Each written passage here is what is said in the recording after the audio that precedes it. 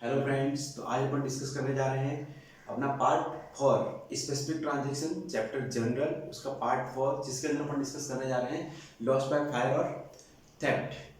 मतलब यदि बिजनेस के अंदर लॉस हुआ है अपन को फायर से या फिर गुड्स की क्या हुई है, चोरी हो गई, उसको बोलते हैं लॉस बाय थेफ्ट। तो उसकी अकाउंटिंग एंट्रीज कैसे करेंगे, उसका ट्रीटमेंट कैसे करेंगे, वो अपन यहाँ पर डिस्कस करने जा रहे हैं आज, और उसकी जर्नल एंट्रीज।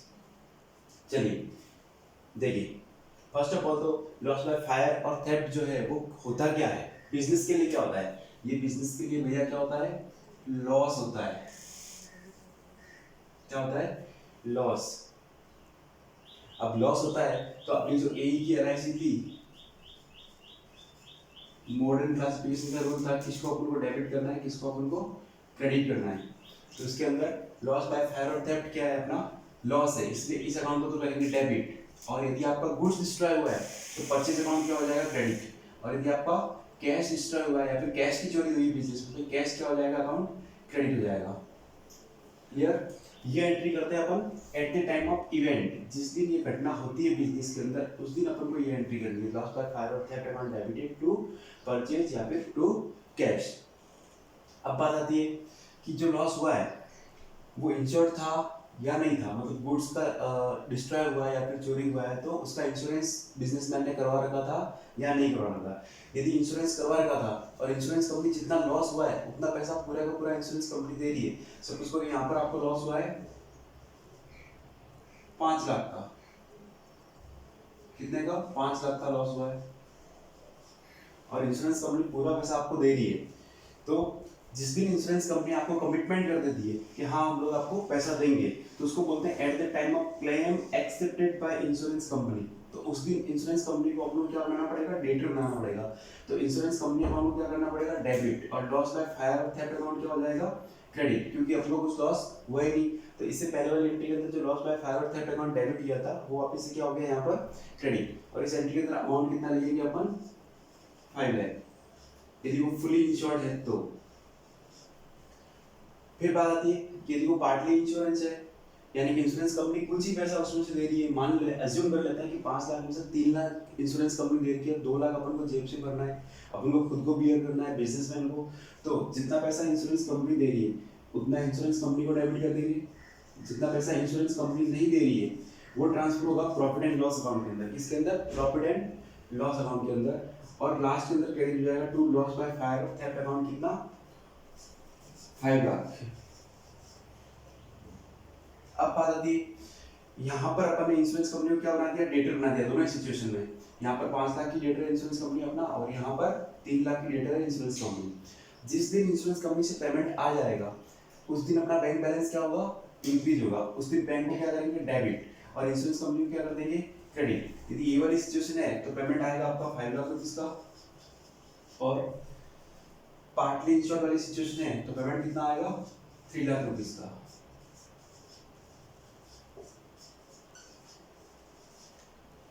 इस सिचुएशन को बोलते हैं eight the time of payment received from insurance company. जिस दिन इंश्योरेंस कंपनी से पेमेंट आएगा उस दिन अपन ये एंट्री पास करेंगे। अब देखो यहाँ पर 3 डेट है। फर्स्ट है डेट ऑफ इवेंट, इसको बोलते हैं डेट ऑफ इवेंट। अब डेट ऑफ इवेंट और डेट ऑफ क्लेम एक्सेप्ट, जिस दिन इंश्योरेंस कंपनी क्लेम को एक्सेप्ट करती है और जिस दिन इंश्योरेंस कंपनी अपन को पेमेंट करेगी, यहाँ पर क्या होता है, टाइम गैप होता है। तो टाइम गैप के कारण अपन को क्या करनी पड़ती है, ये एंट्रीज अलग अलग करनी पड़ती है टाइम गैप के कारण।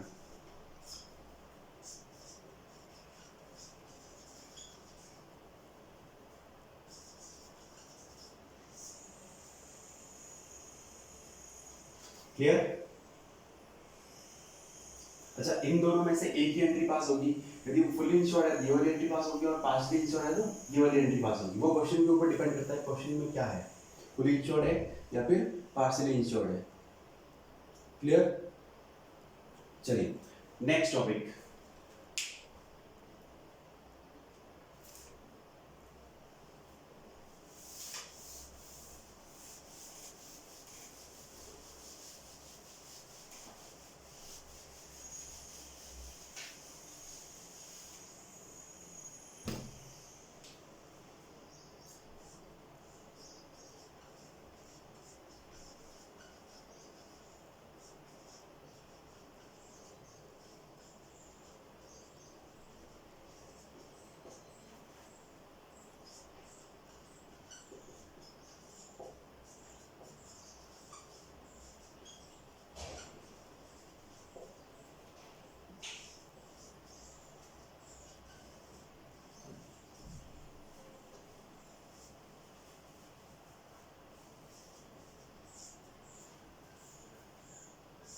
नेक्स्ट आपका स्पेसिफिक ट्रांजैक्शन है use of goods to make an assets, charity, free sample, personal use.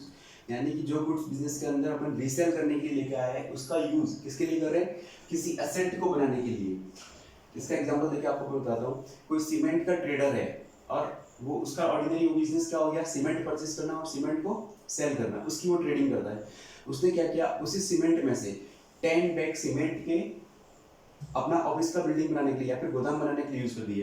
तो वहां पर बिल्डिंग अकाउंट को आपको डेबिट करना पड़ेगा, क्योंकि जो बिल्डिंग की वैल्यू है वो क्या हो रही है, इंक्रीज हो रही है। एज इट इज एग्जांपल है, फर्नीचर का कोई ट्रेडर है और फर्नीचर परचेस करता है, फर्नीचर सेल करता है और उसी फर्नीचर का यूज उसने ऑफिस का फर्नीचर बनाने के लिए यूज कर दिया, तो वहां पर आपका डेबिट होगा फर्नीचर अकाउंट। तो यहाँ पर use of goods to make an assets के अंदर डेबिट होगा आपका स्पेसिफिक असेट्स। जो भी एसेट्स क्रिएट हो रही है उसको डेबिट कर देना है। और यदि गुड्स को आपने क्या कर दिया, चैरिटी के अंदर दे दिया, सीमेंट के ट्रेडर है और उसने 5 सीमेंट किसी एनजीओ को डोनेट कर दिए, तो ये बिजनेस का एक्सपेंस होता है, इसलिए इस एक्सपेंस का नाम है चैरिटी। चैरिटी अकाउंट क्या हो जाएगा, डेबिट।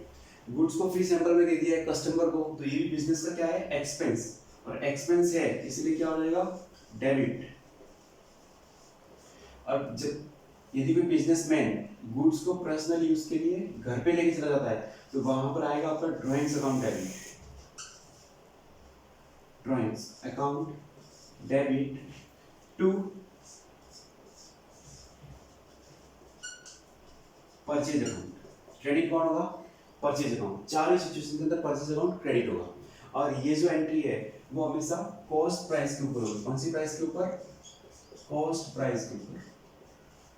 आपको कंफ्यूज करने के लिए ट्रांजैक्शन के अंदर कॉस्ट प्राइस और सेल्स प्राइस दोनों दे सकते हैं, तो आपको हमेशा ये जो एंट्री है वो किसके ऊपर करनी है, कॉस्ट प्राइस के ऊपर करनी है। अब इस टॉपिक के अंदर मैंने आपके 4 टॉपिक कवर कर दिए हैं ना, use of goods to make an assets, charity, free sample, personal use. ठीक है, यदि ये वाला है तो आपको जो असेट्स बन रही है उसको डेबिट करना है, चैरिटी के अंदर दिया है तो चैरिटी को डेबिट, फ्री सैंपल के अंदर दिया है तो फ्री सैंपल डेबिट, और यदि गुड्स को पर्सनल यूज के लिए घर पे लेके गया है ऑनर तो उसकी जगह drawings account debit to purchase account.